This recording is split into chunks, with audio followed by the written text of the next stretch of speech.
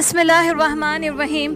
प्यारे दोस्तों, गाज़ा के बहादुर और मेहनती बच्चे की इस वीडियो को देखें। इस बच्चे का नाम जिहाद है और ये 8 साल का है। जिहाद रोज़ फौज के करीब यानी अबू नामुस से अपनी जान को मुसीबत में डालकर भाजियाँ लाता है और उसे 3 शेकेल में बेच देता है ताकि वो अपने वालिद और अपने भाइयों को खाना खिला सके।